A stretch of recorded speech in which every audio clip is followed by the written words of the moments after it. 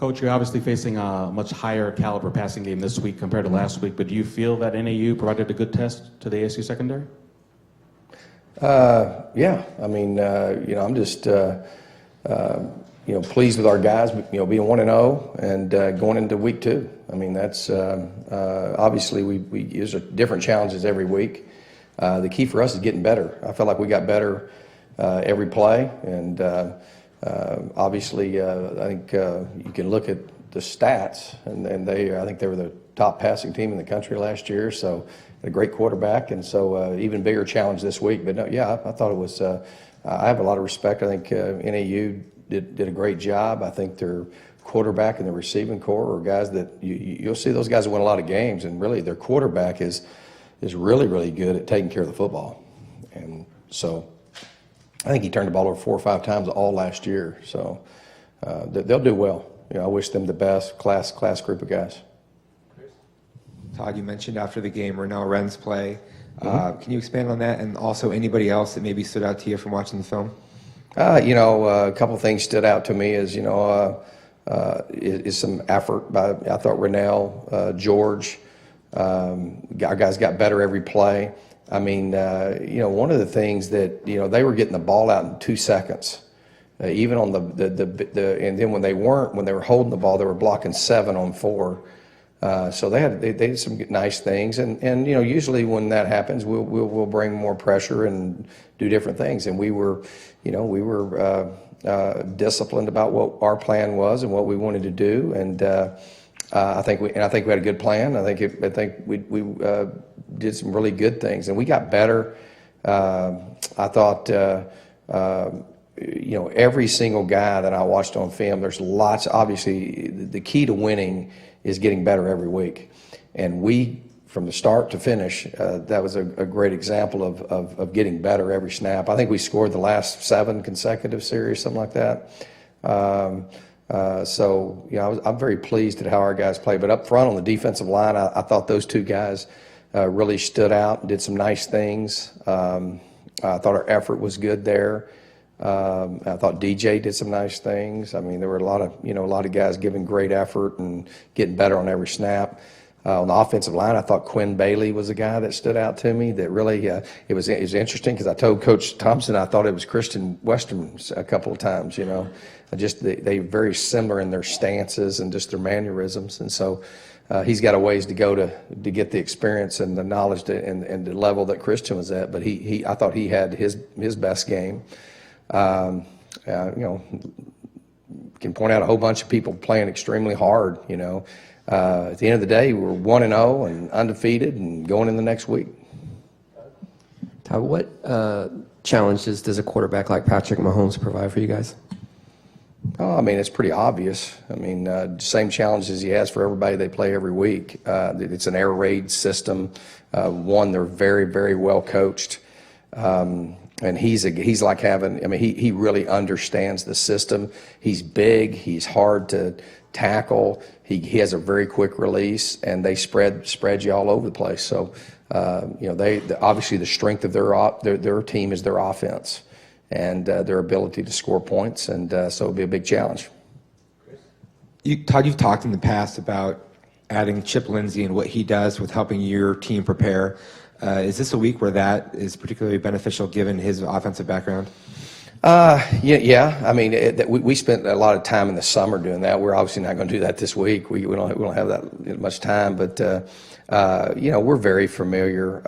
We've competed against this system, for a lot of years, and so that helps us a lot. But it still boils down to matchups and personnel and all those things there, and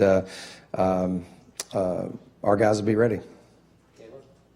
Coach, you talked about how matchups facing the air raid is something that you guys have to focus on, but considering it's evolved, the air raid offense has evolved since Mike Leach and Hal Mumme developed it. What particular wrinkles does Cliff Kingsbury version of it pose against your defense? Yeah, I think one coach is a great coach, does a tremendous job. There's different ones. Dana's got a different form at West Virginia. Mike, Coach Leach is obviously to me the the kind of I know Hal Mummy and all that, but as far as what I know and what I've studied, he's the kind of the foundation. That's the traditional way of doing it, and they've all added different wrinkles and things like that to it. But I'd say that Texas Tech is more pure and very much similar to Washington State. Todd, the last time you played Texas Tech in the Holiday Bowl was when you guys were struggling with special teams, and we've asked you about Sean Slocum before, but how did he turn this around to make it a team strength like the way it is today? I think that we've done it. We did a lot of good things. I think our first year we were like one of the number one in the league in punting, and it's just really having someone that just focuses on that, and that's really what he focuses on, and his expertise and background in the area, and he's just a great teacher. He does a great job teaching with it, and then I think it helps activate our players because he has such a knowledge being in the NFL for 10 years of just how important that is, and as our guys leave and they go to the next level, when they come back, that's what they tell our players, man. That's how you make the team, and so and I'll tell you what's helped is our depth. We're in year 5. We're not in year 2 or 3, and that's helped a lot. But Sean does a great job, and I guess the difference is that we had offense and defensive staff, and then I kind of did most of the special team stuff we have different coaches in charge of different units, so it was a little bit fragmented, and I like having one guy, and he champions it, and then he's done a good job with our staff, John Simon. Jay Norvell, Dell Alexander, TJ Rushing, the coaches around them are really take pride in our special teams, and it helps when you're getting the kind of effort from guys like Tim White and guys that are busting their tail. Todd, I know that he was very involved with the play calling for the bowl game, but with Chip Lindsey in this first game and your philosophy of what you want to try to accomplish on offense, how did that look to you for the first game? Yeah, none of that matters. I'm not going to do all that. The bottom line is that what matters is where we're at and what we think. We would have liked to have scored on every drive. We scored on the last 7 drives we had. We ran the ball into 8 and 9 man fronts, and we did that by design, and we were going to be committed to run the football. There were lots of things out on the field that we could have done that maybe have, and it's not like we weren't trying to do that, but we're 1-0. That it amazes me. We're 1-0. We won 43-13. We gave up 13 points. Okay, so we're going to go to the next week. So that's kind of how I feel about all that.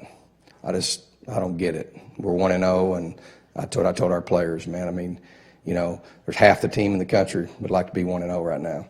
And, in college football, there's not that much difference in what people think. You got to occupy a lot of time and space with things. But I'm pleased with where we're at. We know do we have a lot of work to do? Yes, we do.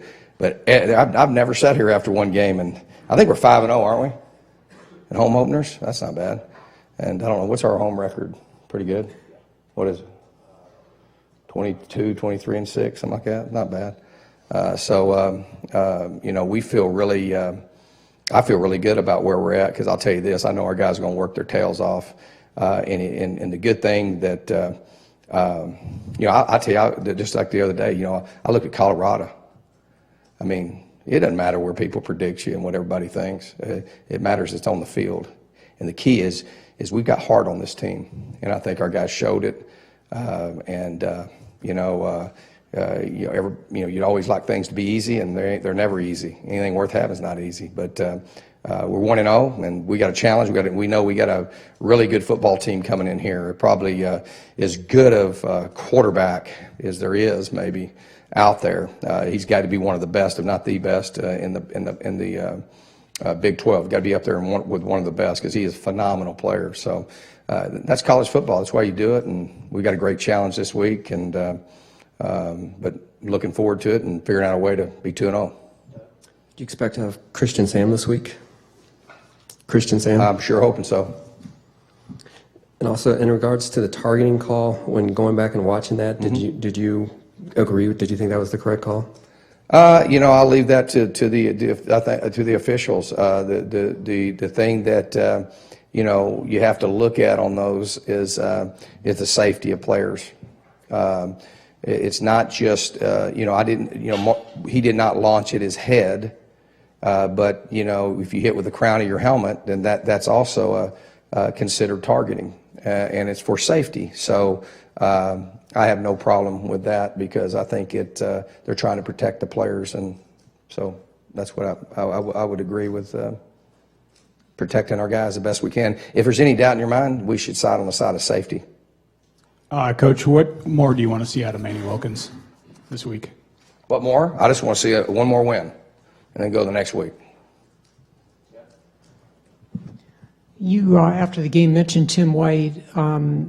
What is it about him? I mean, just seems like right from the start he's been productive. He's kept it up doing two sports. Can you just sort of speak about what he's been able to do here? I think Tim epitomizes,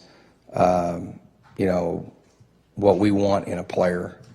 A very selfless guy. I try to talk to him on the sideline to say, Tim, sometimes you need to go down. You need to go out of bounds. But he's not running out of bounds. He's not going down. He's just a tenacious, physical competitor. One of the hardest working guys in the program. Studies.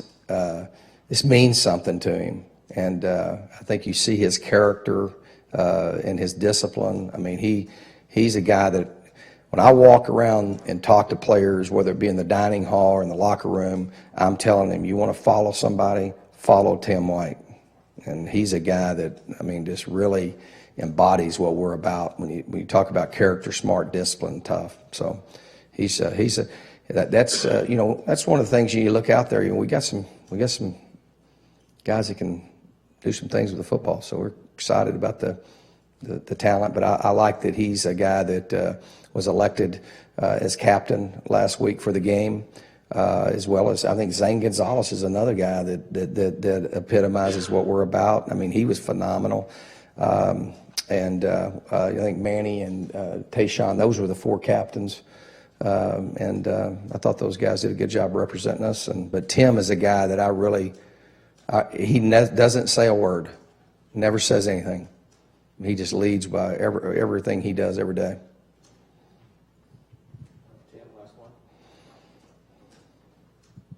Coach, I'll give you a two-parter. First of all, if you could just talk a little bit about Zane and the fact that he's approaching some very significant records and just your overview on that. And then secondly, if you could just reflect from you saw in film what Manny did good in the ballgame the other night. I kind of laugh because in my meeting when I was talking to the players before the game, it was like Friday night or something, and I usually talk to them about, hey, here's our plan and what we got to do, and I made a joke like, I know, Zane, that you're 16 from the national record or whatever, but I hope you don't kick one field goal. And so I guess he got the last laugh on that deal. But man, I'm just really proud of him. And another guy didn't say much, works really hard. And look at that, it's pretty incredible.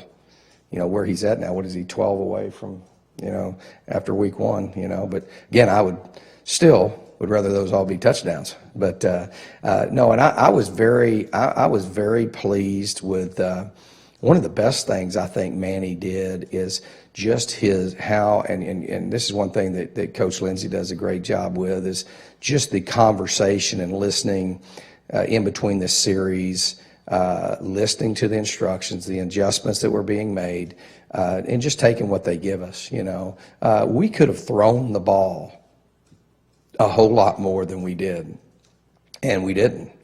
Obviously, there's some things we wanted to establish and do, and number one thing we wanted to do is win the game.